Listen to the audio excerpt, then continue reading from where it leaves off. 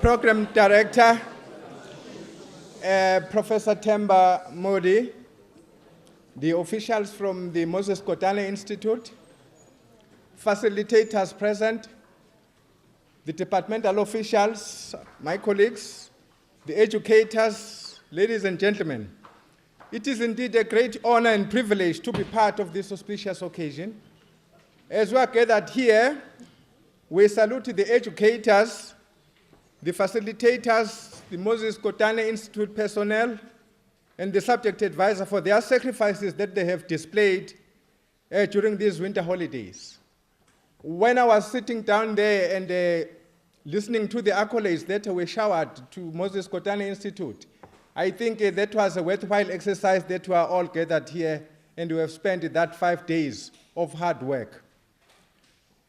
As we reflect on yesterday's deliberation, I wanted to extend the way of gratitude by the national minister when we say he was so humbled and happy that you sacrificed your holidays and you gathered here for reskilling yourself. But it was based on the mandate that was given to her as the head of the education department to actually implement some of the Hlongwa document. That was, there should be an increase in the number of learners that are qualifying to study at the bachelor's level after grade 12. And one of the other components of the Hlongwa document was that there should be an increase in the pass rate of mathematics as well as in physical science. So when she was here, really, it was the brief that he must be able to actually monitor the progress of the winter school as well as the engagement of you in reskilling yourself.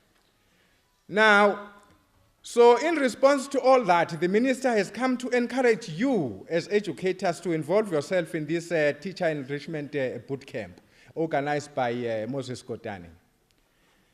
As she had to honor and monitor the winter classes as part of matric intervention strategy, she has visited some of the schools in Umlazi district precisely for that.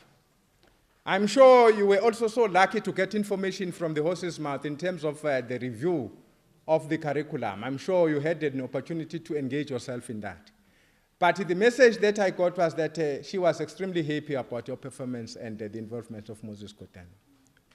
However, we are quite aware that there are still some challenges in the classroom that we are encountering. One of the main challenges of the NCS is that it has high cognitive demands. Therefore, it requires that learners, educators, and parents, for that matter, walk an extra mile in order to achieve any success in terms of the performance in relation to the end of the year examination.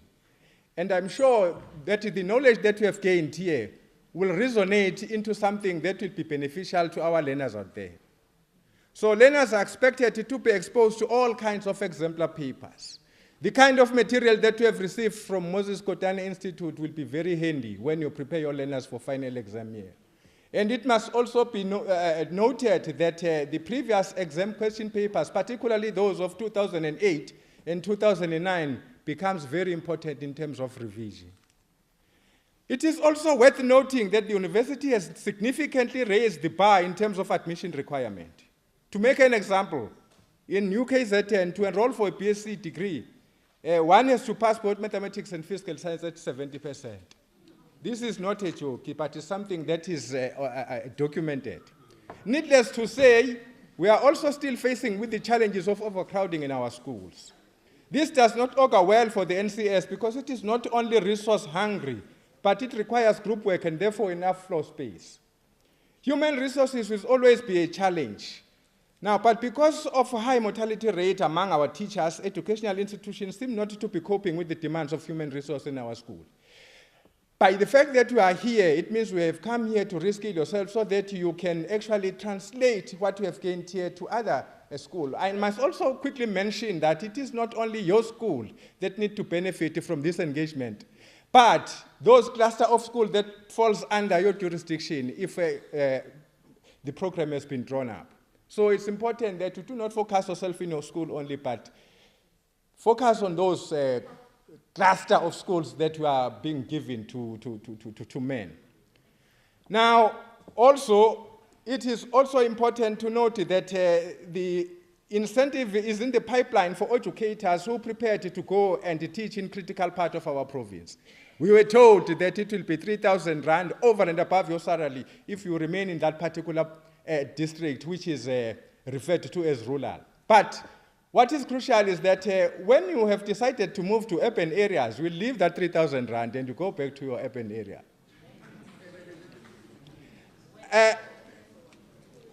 Another crucial thing is that we need to do optimal supervision of educators and SMT. I refer to some of them. I mean, we have got two different types. There are those that we refer to as deadwood and those that are professional. It goes without saying that a school that is properly managed will perform well. This begins with the educator in the classroom, who through his or her professional obligation supervises the learner's work closely and enhances the hidden skills that the learners might have. The same applies to SMT, whose duties entail supervision of educators' work.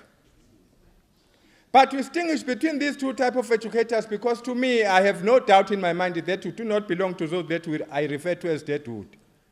The deadwood is a teacher who is not a teacher but a cheater because he cheats the system. He is concerned about the payday only. During the workshop, all he remembers is the type of food that was served.